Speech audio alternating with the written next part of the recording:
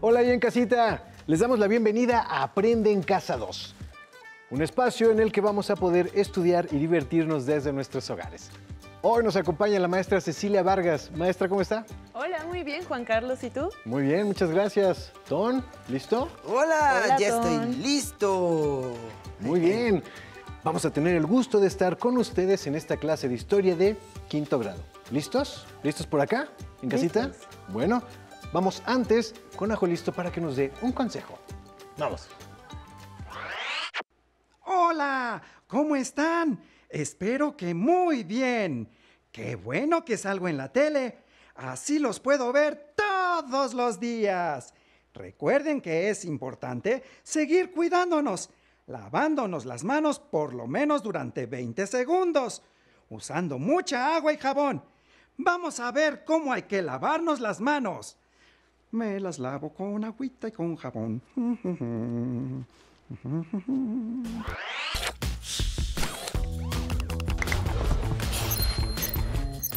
¡Atención! ¡Atención! A continuación, información importante. Lavarnos las manos varias veces al día es importante para prevenir cualquier enfermedad. Sigue estos pasos para hacerlo correctamente. Moja tus manos. Usa suficiente jabón. Frota tus palmas una con la otra. Ahora, frota la palma de una de tus manos contra el dorso de la otra, entrelazando los dedos. Repite lo mismo con la otra mano. Frota los dedos. Ahora haz como que rasguñas la palma de tus manos para lavar tus uñas. Enjuaga tus manos con agua. Sécalas con una toalla. ¡Y listo! ¡Tus manos están limpias! Si no tienes agua y jabón, usa desinfectantes a base de alcohol. ¡Cuídate! Listo. Listo, Juan Carlos. ¿Qué pasó? Ahorita ¿Qué pasó? que no está la maestra, ¿qué te parece si retomamos algo de la clase pasada? Ah, me parece muy bien, Ton. Sí, Oye, dime. oye, es que, ¿sabes qué? Yo estaba preguntándome, porque estaba tratando de acordarme cuál era la religión que más se practicaba en nuestro país en ese entonces. ¡Y no me acuerdo! No te preocupes, Ton. Yo sí me acuerdo. Eran ¿Sí? los católicos. ¡Ah, ya me acordé! Tienes toda la razón. También hay otra cosa que me acuerdo. Había varias cosas de los poderes De también. los poderes. Sí, también. Tienes razón. ¿Te acuerdas que había cosas ahí que habían poderes pero de uno de no me otro y todo acuerdo eso? ¿Y ustedes qué hacen? Ay, maestra, hola. Estábamos analizando los principales artículos de la Constitución de 1824. Exactamente, porque cuando la estudiamos, a mí me pareció que era muy importante, la verdad. Sí, y además, pues si esa era la Constitución, entonces tenemos que conocerla muy bien para seguir sus leyes, ¿no, maestra? Híjole, Ton, en parte sí, pero te equivocas al pensar que por ser esa la primera constitución de nuestro país, sería la única constitución que habría. La de 1824 era la constitución federalista y dividía el territorio de la República en diferentes estados que podían gobernarse a sí mismos. Pero en clases anteriores también hemos visto que los centralistas llegaron a proponer y aplicar su propia constitución, como las 7 leyes de 1836. Con esa se le restaba poder a los diferentes estados y se lo daba a una autoridad central. Claro, también es verdad, Ton. Acuérdate que la semana pasada estábamos viendo que derivado a los conflictos entre conservadores y liberales, había una nueva constitución también. Ah, sí es verdad. Claro, y justo hoy íbamos a dedicar nuestra clase a conocer más sobre esta constitución que están mencionando. Bien, pero a ver, entonces, ¿ahora vamos a tener que aprendernos eso de memoria?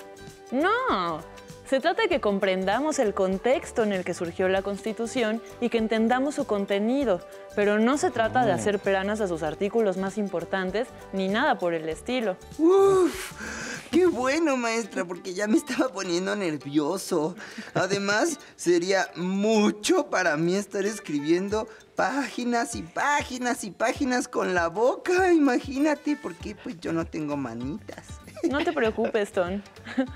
Vamos a empezar a platicar sobre la Constitución de 1857 para entender las circunstancias en las que surgió y también vamos a analizar su contenido.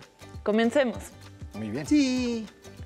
Primero, lo que necesitamos hacer es recapitular lo que hemos aprendido en clases pasadas.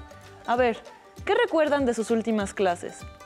Yo me acuerdo que Antonio López de Santana era presidente. ¡De nuevo! Sí, pero también acuérdate, Ton, que los liberales habían firmado el Plan de Ayutla, que ellos con eso desconocían totalmente su gobierno. ¡Es verdad! Y pusieron a Juan Álvarez para ocupar su lugar. Sí, muy bien. Vamos por partes. Todo empezó cuando los liberales se rebelaron contra la dictadura de Santana, porque se había vuelto un gobernante represor, corrupto y autoritario. ¿Se acuerdan? Sí. Luego, los liberales empezaron a organizar su rebelión después de que Santana vendiera la mesilla en 1853. Y sus intenciones, las de los liberales, pues, quedaron plasmadas en el Plan de Ayutla, que se publicó en 1854 en el estado de Guerrero.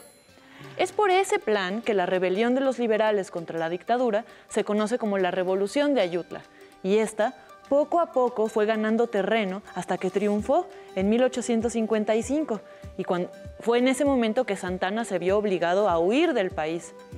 Después, como muy bien dijo Ton, quien subió al poder fue Juan Álvarez. Él era un viejo general insurgente, él era liberal y era guerrerense, y él había dirigido la Revolución de Ayutla. La presidencia de Álvarez duró solo el tiempo suficiente para organizar elecciones, y esas elecciones le dieron el triunfo a otro liberal que también participó en la revolución, Ignacio Comonfort.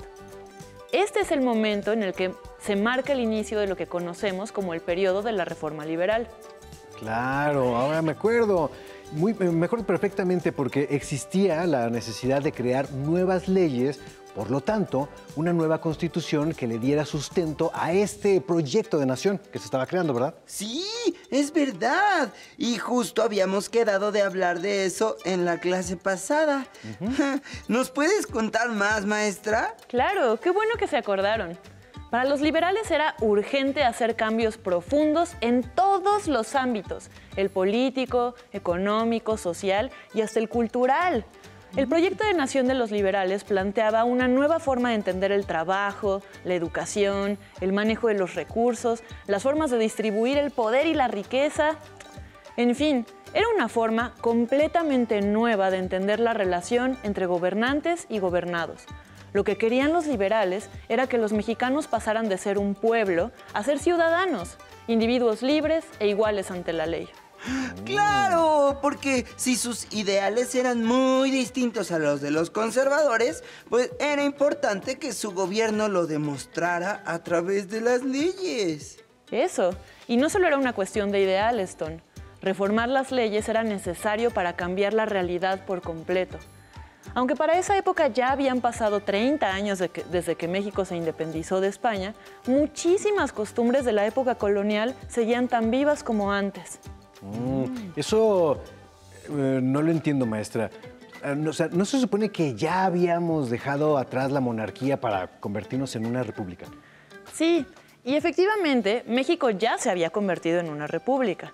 Pero aún así había muchas situaciones de injusticia que habían cambiado muy poquito o nada. Por ejemplo, desde la época colonial y hasta los tiempos de la Reforma, la Iglesia Católica había conservado todos sus privilegios.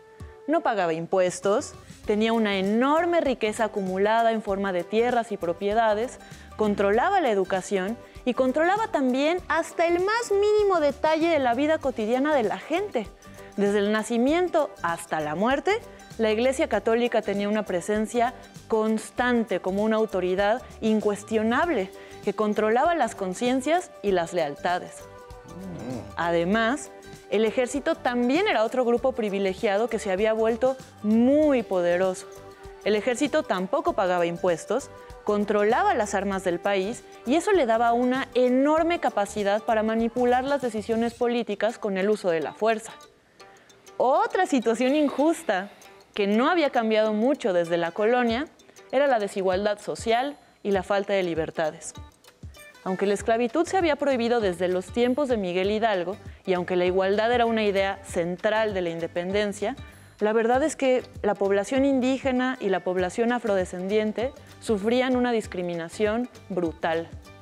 no había libertad de expresión porque era común que censuraran los periódicos, no había libertad de asociación porque no podías reunirte ni formar grupos si no pedías el permiso de las autoridades. Ni siquiera había libertad de pensamiento, porque la única religión que se permitía era la católica. Pues bueno, por todo esto se reforzaba el poder de estos grupos dominantes y no se permitía que otros grupos mejoraran sus propias condiciones de vida.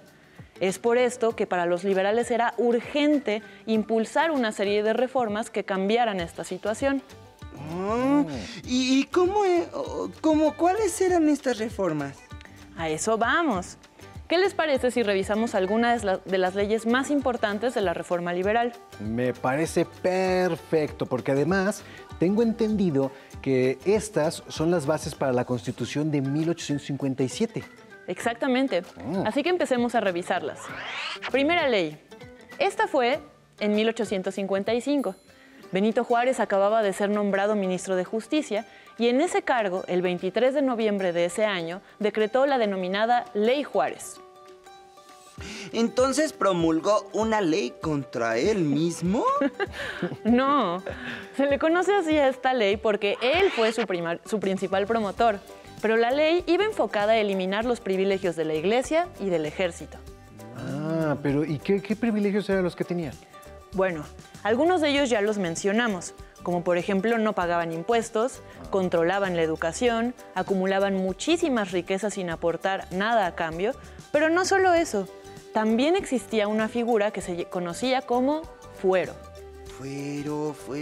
No conozco esa palabra, maestra, que es como fuera. Básicamente, el fuero es una inmunidad legal que recibía la Iglesia y el Ejército. Esta inmunidad lo que hacía era permitir que en caso de que un miembro de la Iglesia, como un cura, o un miembro del Ejército, como un soldado, en caso de que algunos de ellos cometieran un crimen, estos serían juzgados solo por sus propias instituciones, con sus propias leyes, y no por una autoridad civil.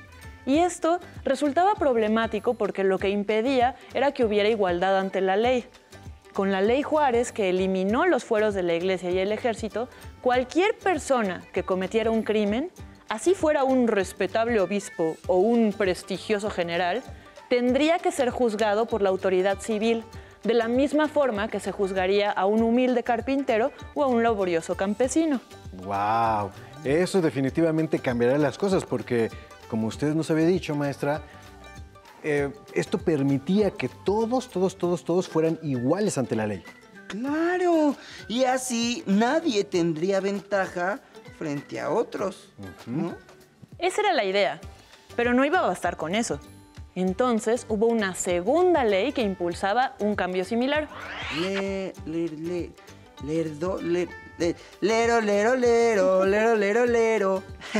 Seguro era una burla. Lero. Ya no tienen privilegios. No, Ton. Es lerdo, no lero. Ah, entonces, ¿por qué se llamaba así?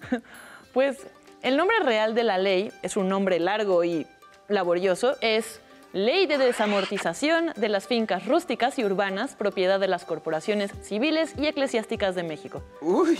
Pero siempre se le ha conocido como la Ley Lerdo, porque su principal promotor fue el abogado Miguel Lerdo de Tejada. No, pues sí, qué bueno que le pusieron ese nombre, porque el otro estaba muy largo y complicado. Sí, mejor hay que decirle Ley Lerdo. ¿Y esta ley de qué trataba?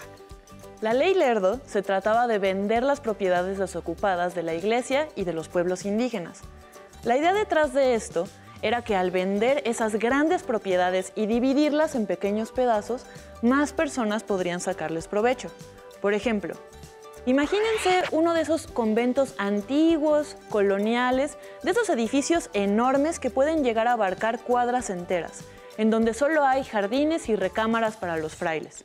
Bueno, pues la Ley Lerdo lo que quería era que en lugar de que un solo convento, que solo servía como casa a una comunidad pequeña, ocupara todo ese espacio, toda una cuadra en una ciudad, pues que partes de ese convento se demolieran para abrir espacios nuevos y construir casas nuevas, negocios y edificios que podrían ser aprovechados para otras cosas.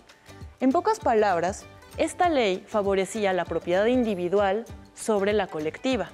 Oh, órale, ahora entiendo. Eso era un cambio total. O sea, con razón se llamaban reformas. Sí, porque modificaban la sociedad y buscaban un nuevo estatus en el país. Exacto.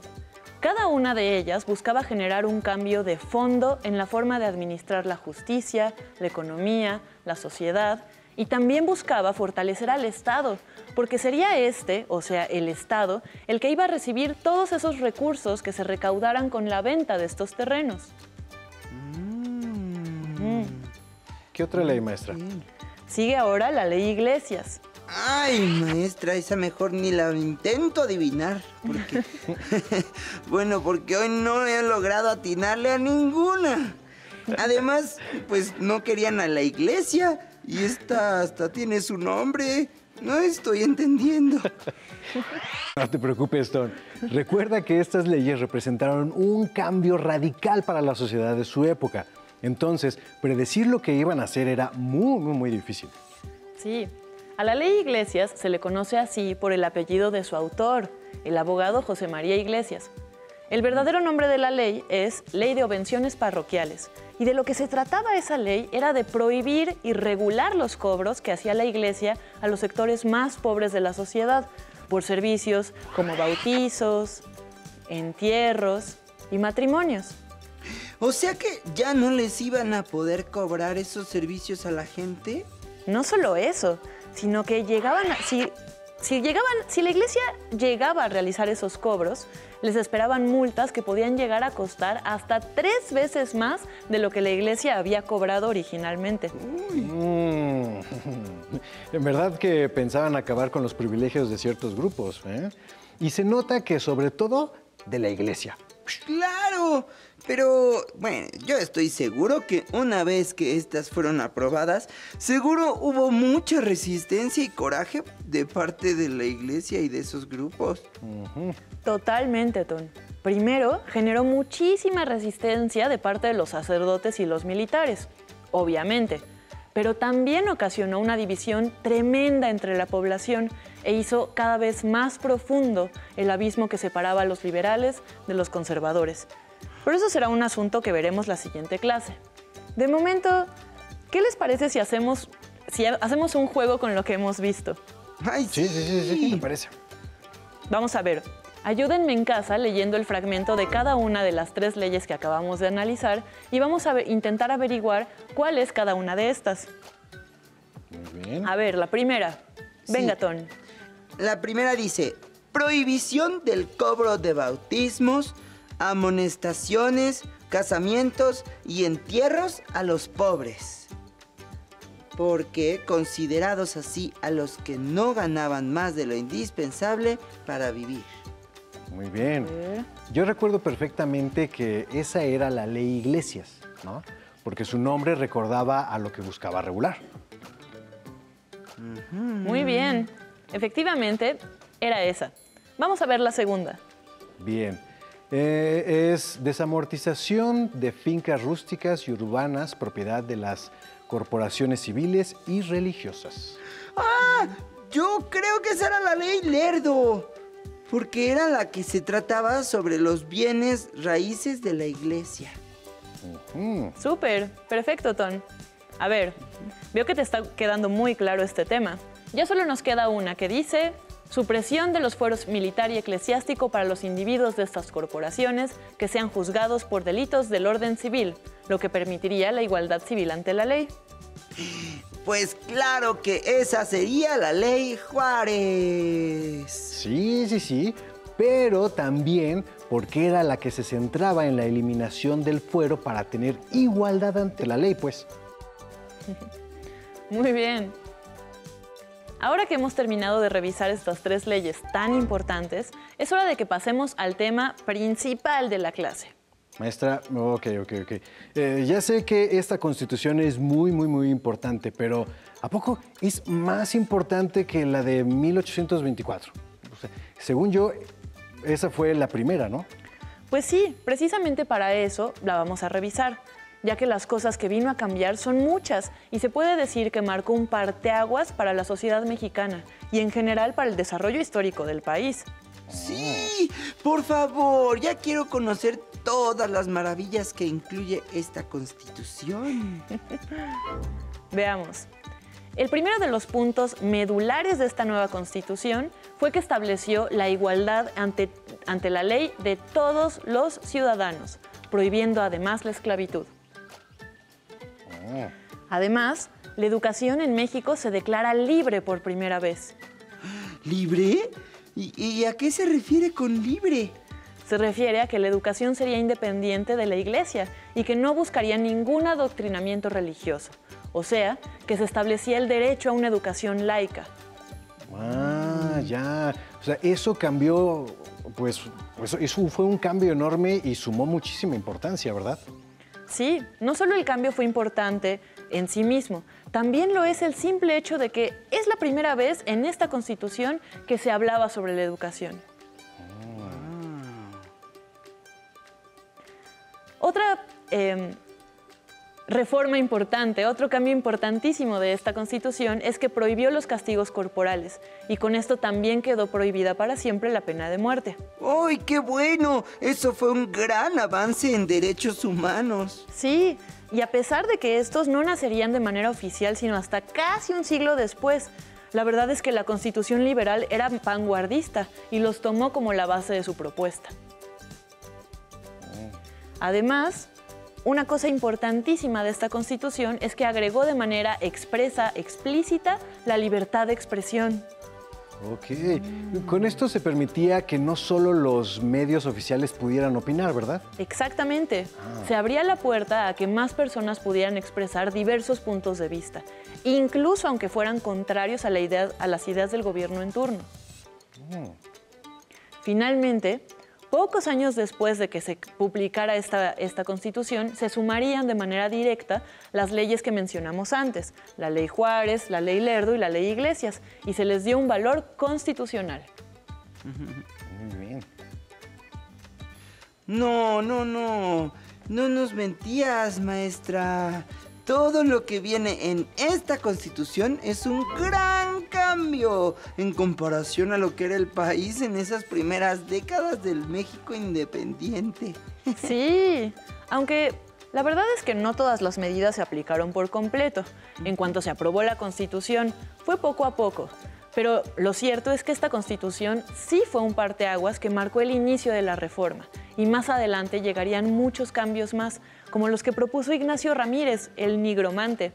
Él abogó fuertemente en favor de la educación para las mujeres y las personas indígenas, que eran dos sectores que hasta ese entonces habían sido completamente excluidos de las decisiones importantes del país. Pues bien, durante esta clase hemos aprendido sobre las leyes de reforma y la Constitución de 1857. También aprendimos sobre su importancia en el desarrollo de nuestra sociedad por los cambios que impulsan estas constituciones. Yo también quiero decir algo. También entendimos la importancia de que estas leyes pudieran ser aprobadas para que el país rompiera con las estructuras de la época colonial que todavía estaban muy arraigadas. Exactamente, Ton. Les invitamos a quienes nos siguen en casa a que platiquen con sus compañeros y sus profesores sobre estos cambios y que reflexionen sobre su importancia. Claro, también no olviden hablar sobre qué tipo de consecuencias tendrían estas leyes en el momento inmediato en que fueron aprobadas. Es algo muy importante. Y pues bueno, creo que ahora sí, maestra Cecilia, muchísimas gracias. Ton, muchas gracias. Fue muy interesante todo lo de hoy, ¿no? Sí, muy interesante. Gracias, maestra. Gracias. Muchísimas gracias. Hemos terminado con la Constitución de 1857. Espero que lo hayan disfrutado tanto como nosotros. Agradecemos a las maestras y los maestros que nos acompañaron el día de hoy. Muchísimas gracias. A continuación, Educación Física. Hasta la próxima. Pero antes, a movernos un poco.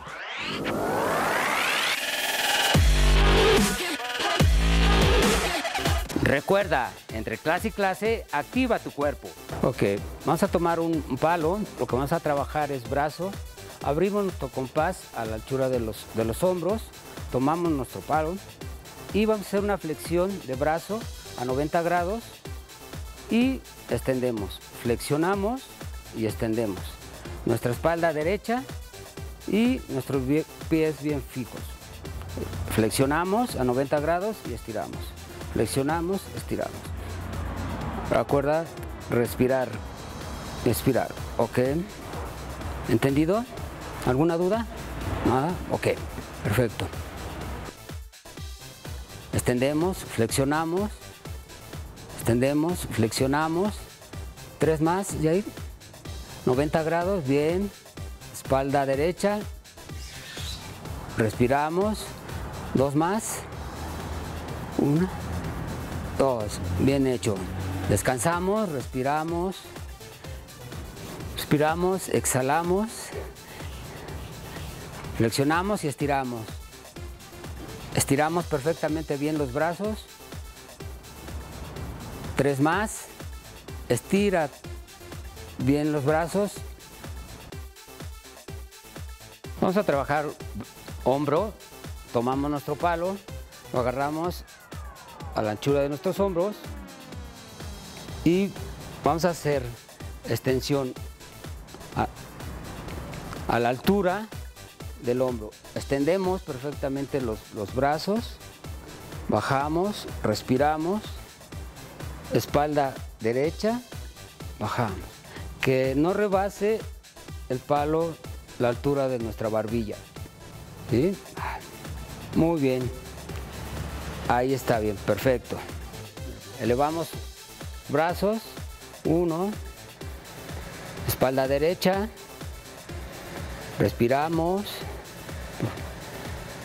estiramos bien los brazos, bien, espalda derecha, 3 más, 1 más, muy bien, descansamos, respiramos y hacemos la elevación extendiendo los brazos. Espalda derecha, muy bien. Recuerda, al terminar la activación, no olvides la protección.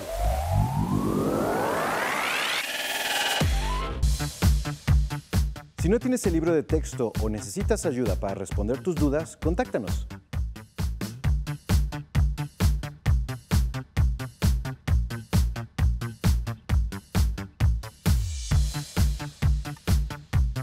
También puedes encontrar los libros de texto en la página conalitech.cep.gov.mx.